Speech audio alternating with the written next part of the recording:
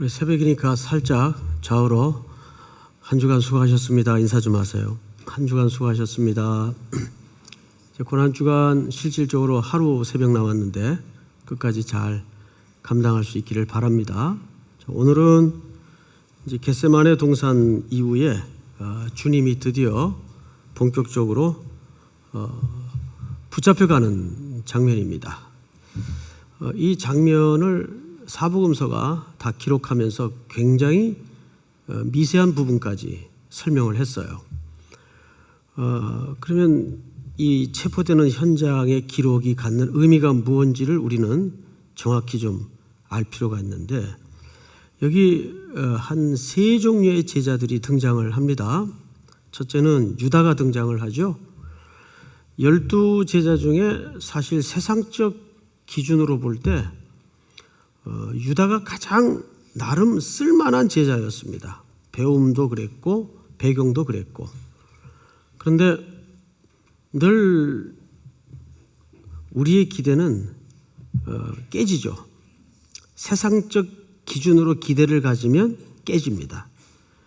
제일 먼저 배반의 칼을 뽑아든 제자가 이 유다입니다. 유다는 이스라엘 권력들과 군호를 짜서 지금 겟세마네 동산까지 그 무리들과 함께 예수님을 붙잡기 위해서 다가오고 있는 거죠. 또 두 번째는 베드로입니다.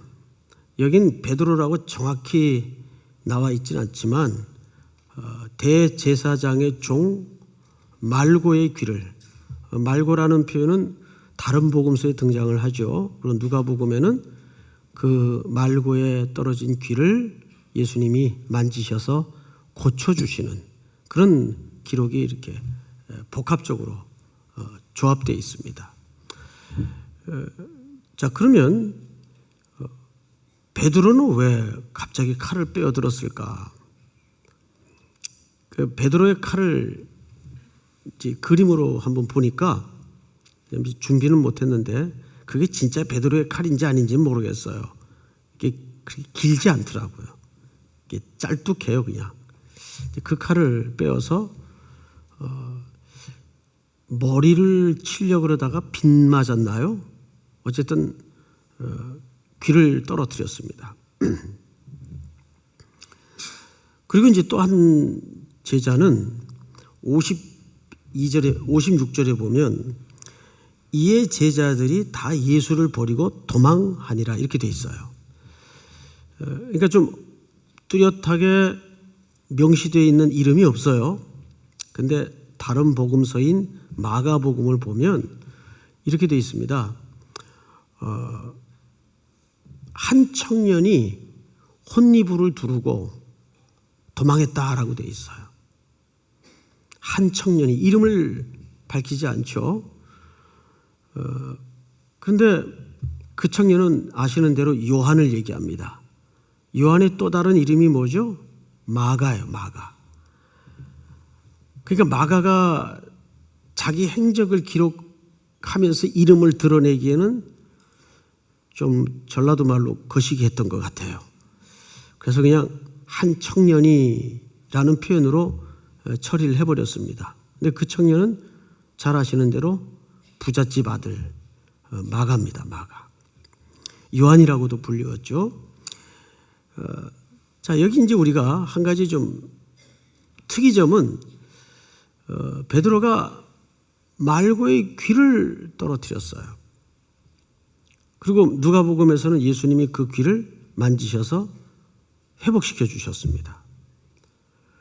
그 이후에 일들이 궁금하지 않으세요?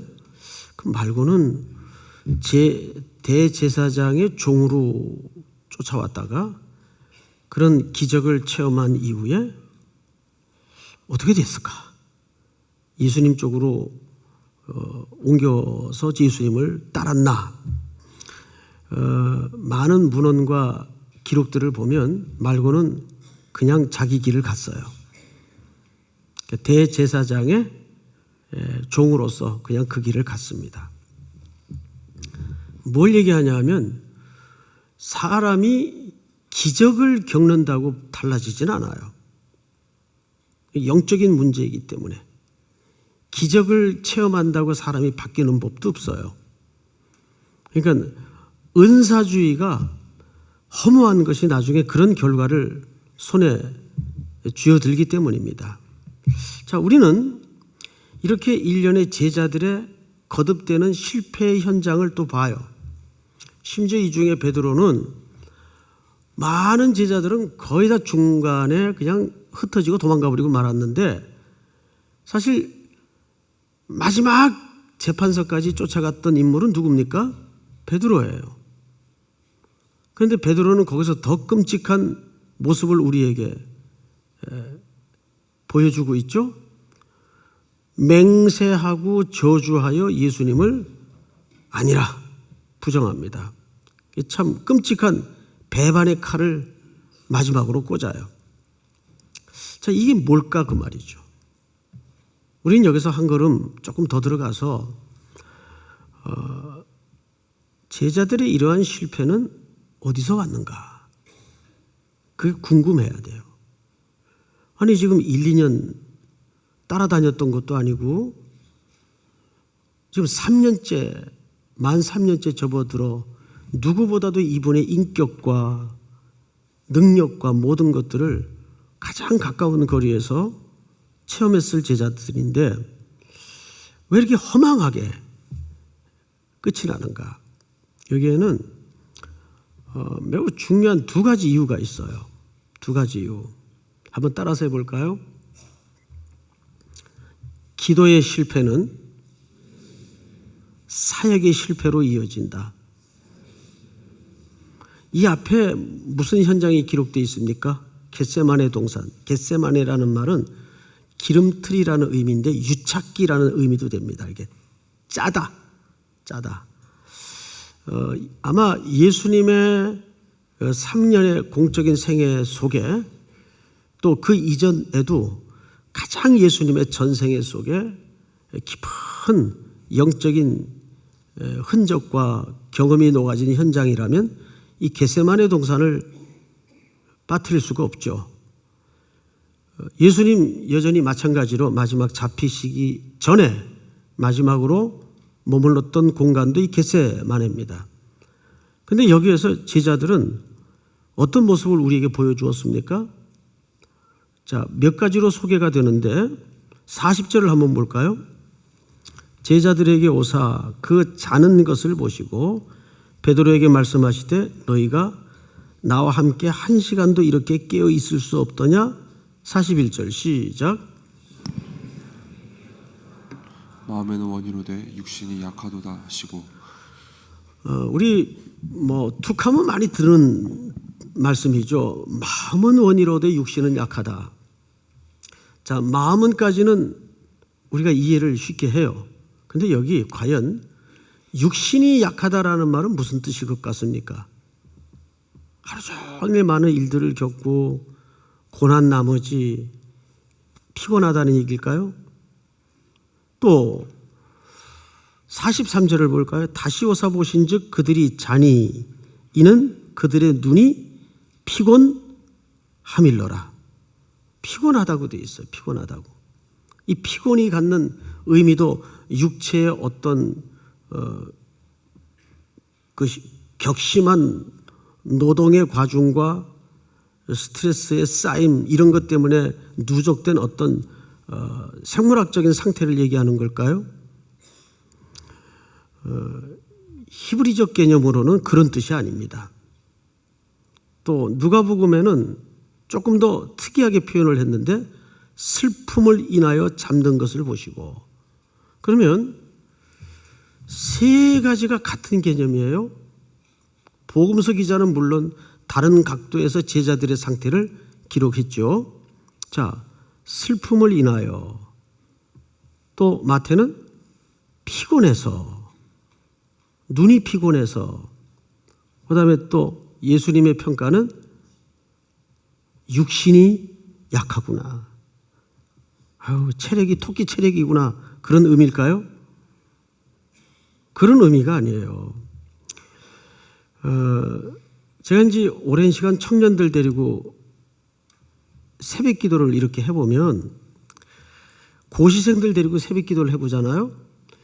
이런 고시생들이 새벽 기도 앞두고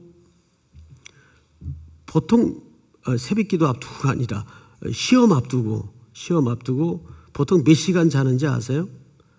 평균 2시간, 3시간 자요. 그리고도 새벽 기도 나오던데요. 여러분, 내가 그걸 보고 놀랬던 게 뭐냐면 사람은 잠의 시간이 중요하지 않더라고요. 절실하고 절박하면 1시간 자고도 일어나서 나와요. 그렇습니까? 안 그렇습니까? 네, 맞습니다. 그러니까 여기서 말하는 것은 생물학적인 피곤이나 육체의 약함을 얘기하는 게 아니에요. 이미 그들의 영적인 상태를 얘기하는 거예요. 또 누가는 왜 슬픔을 인하여 잠이 들었다고 표현을 했을까? 여러분, 지금 이 제자들의 배반은 어느 날 갑자기 일어났다고 보십니까? 아니에요.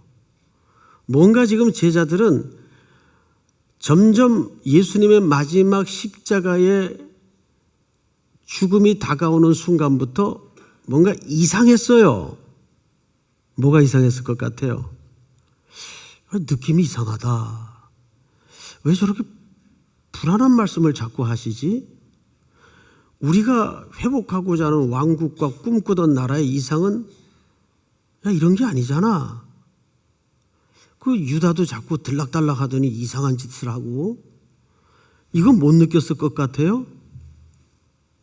그리고 자꾸 예수님은 죽으러 간다 그러고, 그 결연한 의지를 표현하는 수식어로 듣기에는 뭔가 좀 이상하단 말이에요.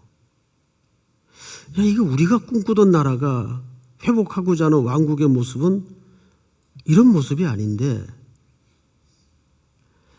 제가 놀랬던 게 교회들마다 이렇게 보면 교회가 만들어 놓은 하나님이 따로 있더라고요. 또 어떤 사람들은 신앙생활을 하는 걸 보면 자기가 만든 복음이 따로 있어요.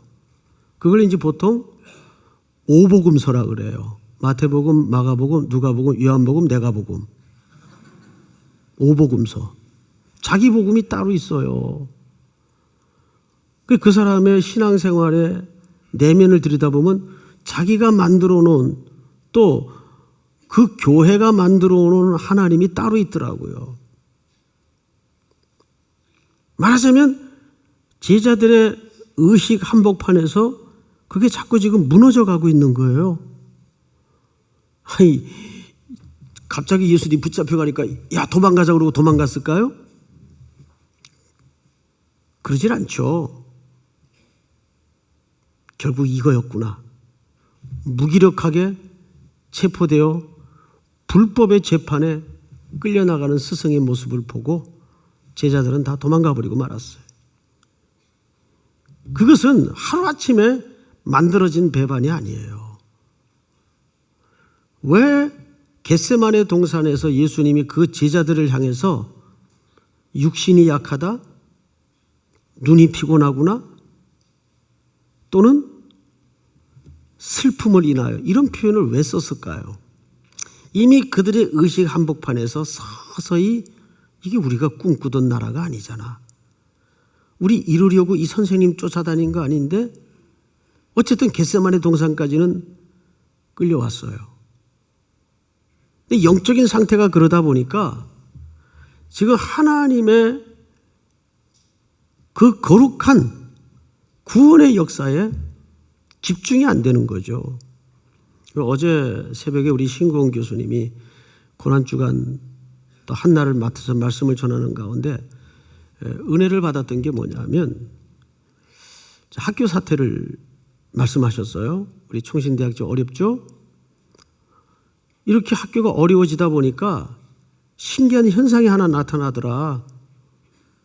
본질만 남더라. 거품이 빠지고 비본질적인 것들이 다 사라져버리더라, 저절로. 고난주간은 주님의 고난받으신 한 주간의 행적을 더듬어 기억하고 붙드는 것도 의미가 있지만 정말 더 중요한 것은 여기 지금 제자들의 실패를 통해 우리가 뭘 보죠? 진짜 가짜가 구분되는 거예요. 우리가 매년 고난주간을 맞이할 때마다 마지막에 붙들어야 되는 진리는 비본질적인 것들을 자꾸 걷어내는 겁니다. 우리가 그동안 뭐에 집중하고 살았나? 우리가 목표하고 쫓았던 이상과 추구했던 가치가 성경하고 먼 가치는 아니었는가? 구약에 보면 엘리야라는 인물이 등장을 하죠.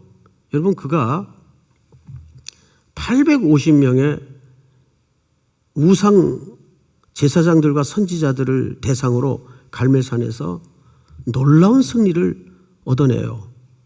850대 1. 그리고 그들을 다 처형을 합니다. 어마어마한 영적인 승리죠. 그게 열왕기상 18장의 이야기입니다. 그런데 19장으로 넘어가서 한 여인의 불효령 앞에 혼비백산을 하고 광야로 들어가 도망가 버리죠. 그리고 급기야는 로뎀나무 밑에 누워가지고 널브러져서 이제 저는 여기까지인 것 같습니다. 내 생명 이제 넉넉하오니 거두어 주시옵소서. 있을 수 없는 오늘 제자들의 이 배반처럼 허물어져 버립니다. 엘리야의 그러한 모습은 어디서 기인됐던 걸까요? 왜 한 장 사이로 이세벨의 불효령 앞에 도망가 버리고 맙니다. 그 앞장의 기계와 영적인 충천함은 다 어디 갔던 거예요? 여러분, 그 엘리야를 하나님이 일으키셔서 어디에 세우십니까? 호렙산 굴 앞에 세워요. 바람, 불, 지진, 거기에도 하나님이 임재하지 않았죠? 호렙산이라는 것은 모세의 전통이 서려 있는 이스라엘 백성들이 출애굽에서 광야에서 가장 먼저 하나님의 말씀을 받던 산이에요. 그리고는 세미한 소리 가운데 하나님의 음성이 들려요. 세미한 소리. 지금 하나님께서 엘리야를 그 굴 앞에 세운 이유가 하나입니다. 엘리야야, 네가 불같은 승리를 했느냐? 근데 너 왜 이세벨의 호령 앞에 그렇게 속절없이 무너지니? 그것은 엘리야가 자기 신념이 무너진 거예요. 자기 종교가 무너진 거예요. 그러니까 금방 무너지는 거예요. 뭘 기초하지 않았죠? 하나님의 말씀의 전통에 그 신앙을 기반하지 않았어요. 그가 하늘에 불을 내려 그 승리를 거머쥘 때도 정확한 그 문장을 가만히 대조해 보면 거기 하나님의 음성이 들리지 않습니다. 하나님이 엘리야에게 승리는 주지만 음성으로 말씀으로 다가오질 않아요. 이 제자들의 실패는 두 가지예요. 원인이 첫째는 기도의 실패가 사역의 실패를 가져왔어요. 기도 자리에서 실패한 거예요. 그리고 이어 벌어지는 제자들의 모습은 끊임없는 나락으로의 추락입니다. 도망가고 흩어지고 배반하고 스승의 등에 비수를 꽂고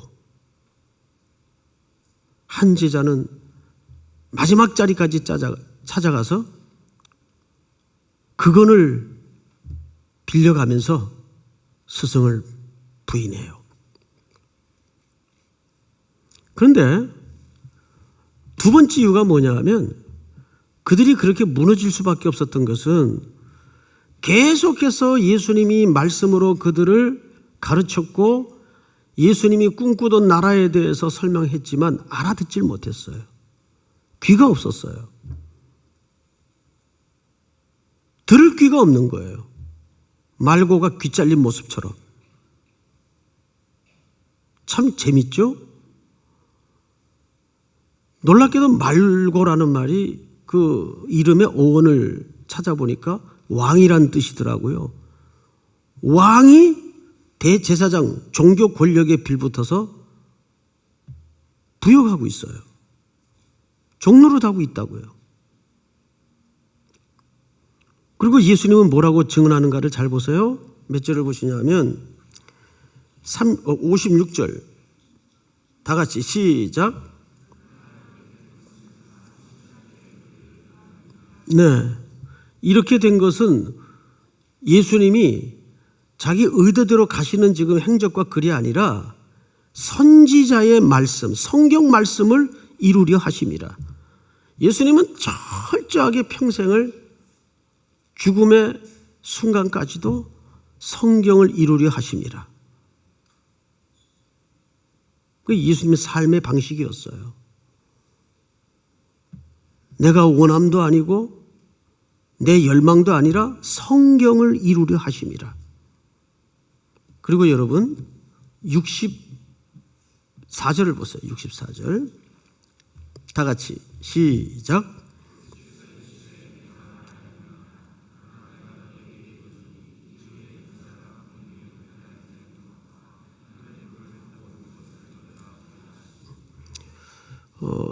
이게 좀 뜬금없는 대화를 지금 예수님이 마지막으로 맺습니다.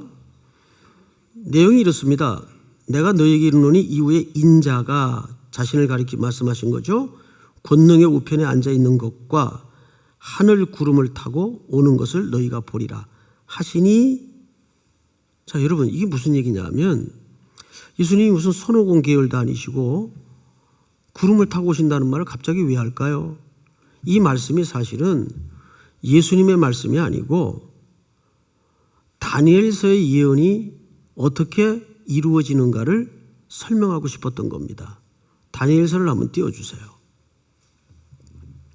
내가 또 밤 환상 중에 보니 인자 같은 이가, 방금 예수님 말씀하신 내용이죠.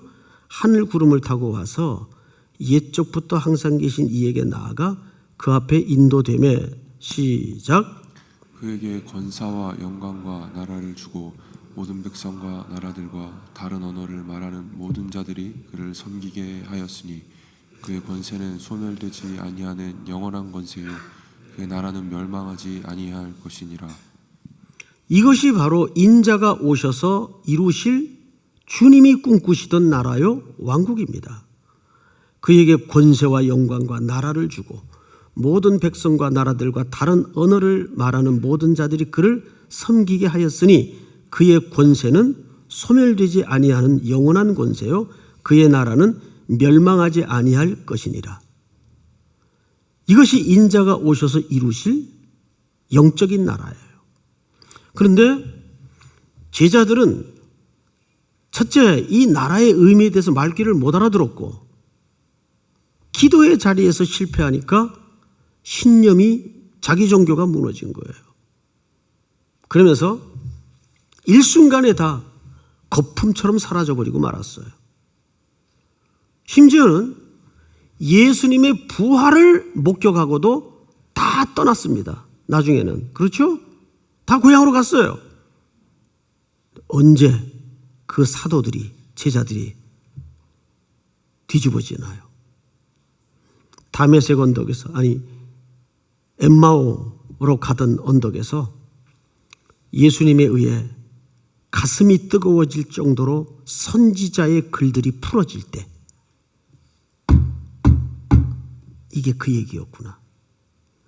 그제서야 하나님의 말씀의 실체가, 예수님이 하셨던 말씀의 의미가 뭔지 들어오면서 전부를 거는 변화가 일어납니다. 결국 고난주간을 통해서 우리가 새로 자리매김해야 될 가장 중요한 기도의 제목은 두 가지예요.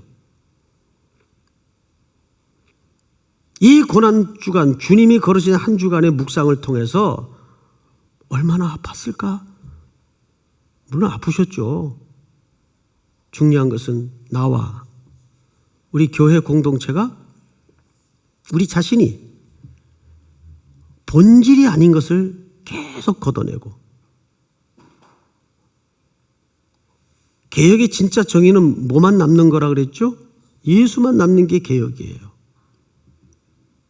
거품이 빠지고 그리스도께서 지향하는 성경적 가치관이 우리 교회의 통치의 원리가 되고, 믿습니까?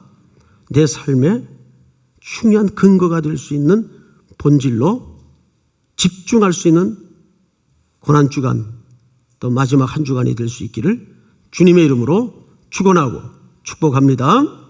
우리 다 같이 한번 통성으로 오늘 주신 말씀 붙들고 기도하십시다. 사랑하는 우리 삼일교회 형제자매 여러분, 성도 여러분, 오늘 우리는 이 말씀을 들으면서 첫째, 기도의 자리의 실패는 사역의 실패입니다. 두 번째, 자기 복음을 내어버리고 성경의 복음으로 다시 돌아가서 고난주간 속에 모든 거품과 비본질적인 것들이 다 잘라내지고 거품을 걷어내는 누룩 없는 떡으로 예수를 만나는 은혜를 허락해 주시옵소서. 주여 부른 다음에 소리내어 통성으로 다 같이 기도합니다. 주여, 하나님 은혜를 감사합니다. 오늘도 우리가 만든 복음 앞에 빠지지 않도록 도와주시고, 성경이 말하는 하나님, 성경이 말하는 예수님, 성경이 말하는 교회, 성경이